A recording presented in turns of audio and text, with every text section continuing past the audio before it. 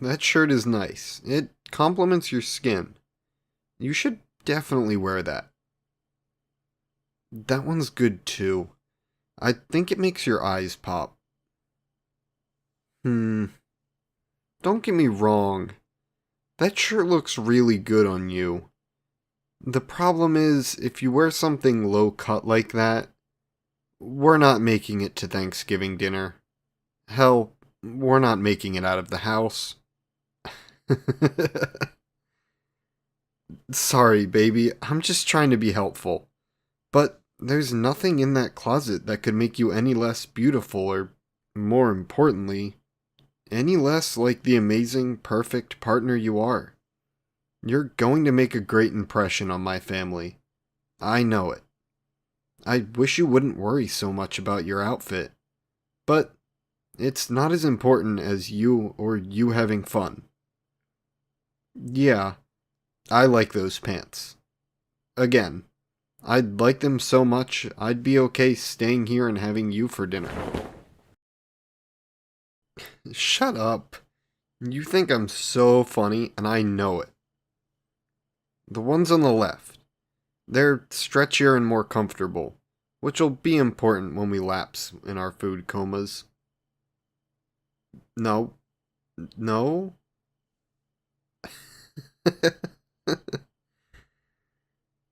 Did you really just ask me if they make you look like a tramp? Who says that? You never say that. The holiday jitters have just really got you. Baby, you look great. You could show up in a trash bag and flip flops, and they wouldn't care. Of course, we can't forget about the shoes. Not the ones on the right. Definitely. Those are a little formal, especially with the outfit. Honestly, though, this part should be the least of your many unnecessary worries. My grandparents are, rightfully, the sort of people who ask you to take off your shoes when you come into the house. No, baby, that doesn't mean worry about your socks. Nobody cares about your socks. Oh, honey, you're actually really nervous about this, huh? Come here, baby. Let's take a breather together. Come, sit on the bed with me. We will. On my first dog's grave, be on time. Which honestly means we'll be earlier than a good third of my family. We can afford to sit and relax before we make the drive over. Please.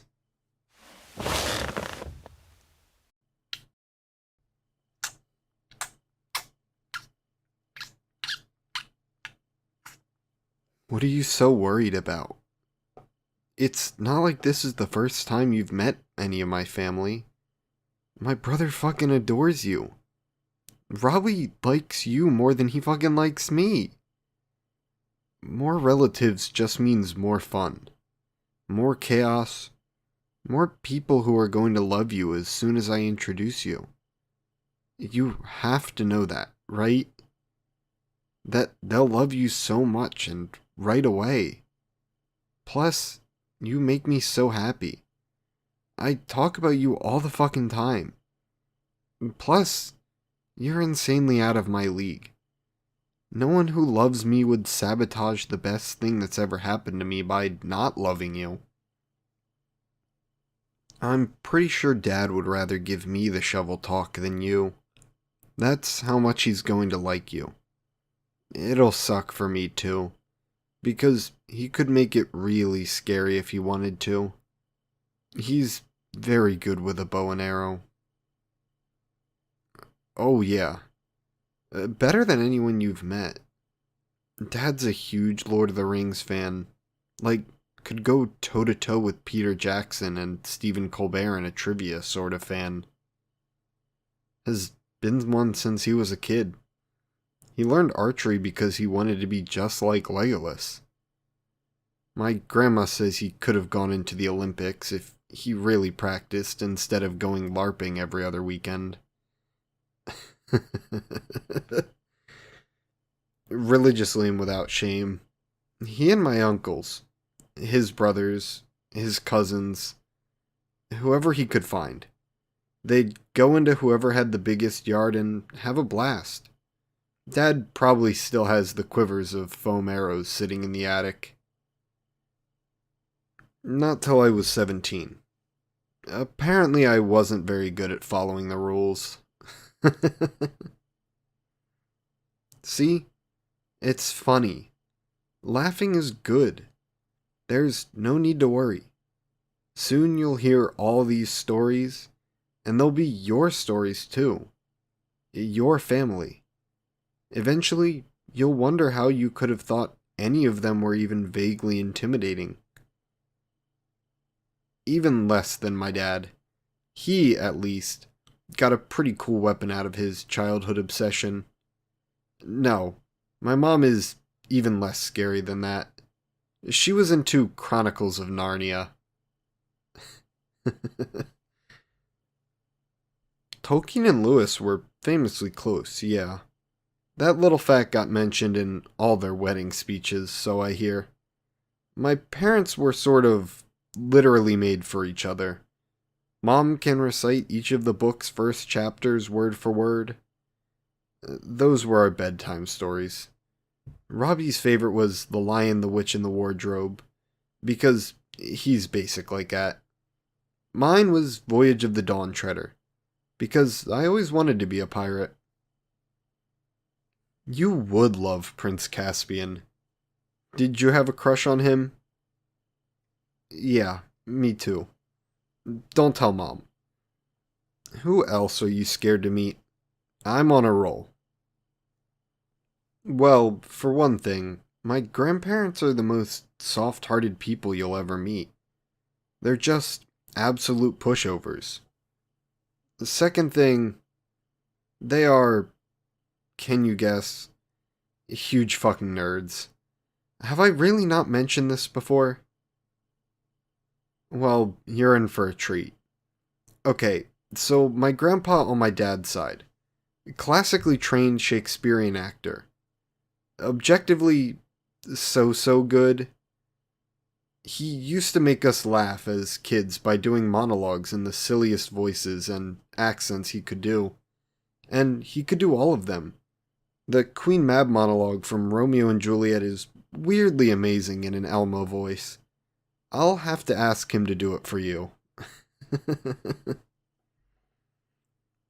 He used to quiz us for money as kids. Grandpa would say a few lines and would give us a few bucks if we could name the play. Extra if we could name the act and scene.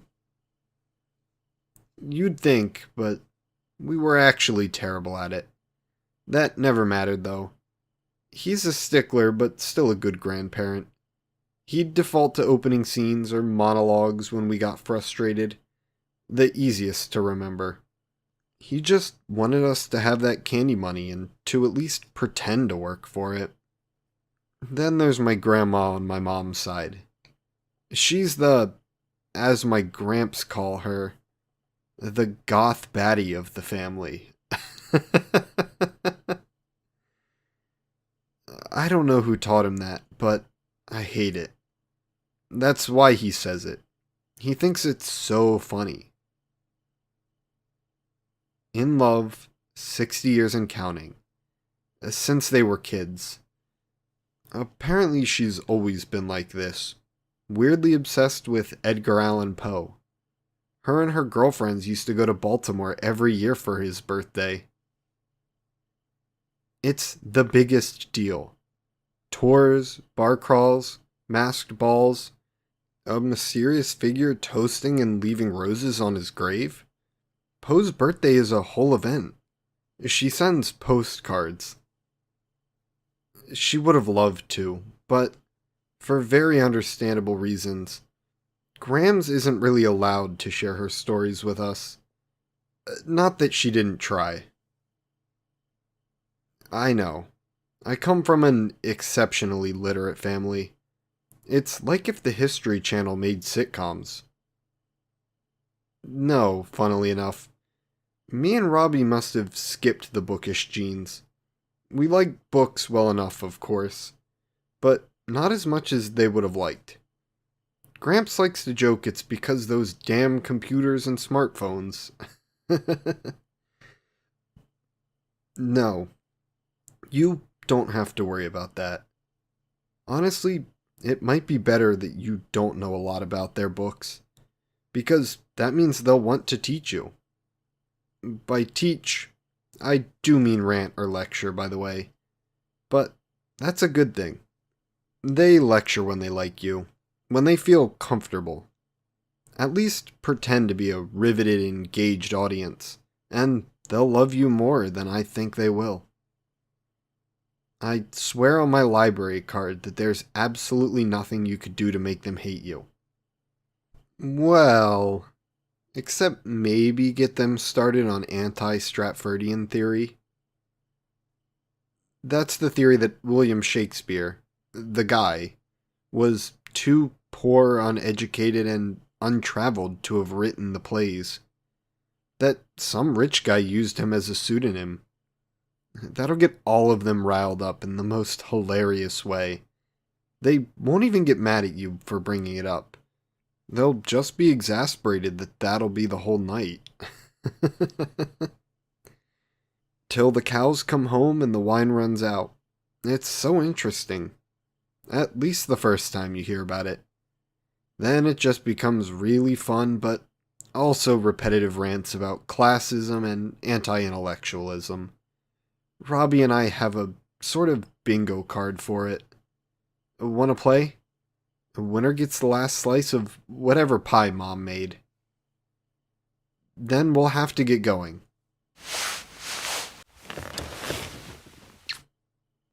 Feeling better? Excited, maybe? Good. I'm really excited for you to meet the rest of my family. Because I know it'll be fun. Because I can't wait for them to meet the person I love. I really, really can't wait. So, put on your shoes. If you get a move on, we can grab coffee for the drive. And I can tell you all about the bingo card. Okay, so the easiest score to check off is making Graham say fuck. She only does it when she drinks, but it's hilarious. Next, someone is going to spit, and I do mean actually spit, at the spirit of Queen Elizabeth.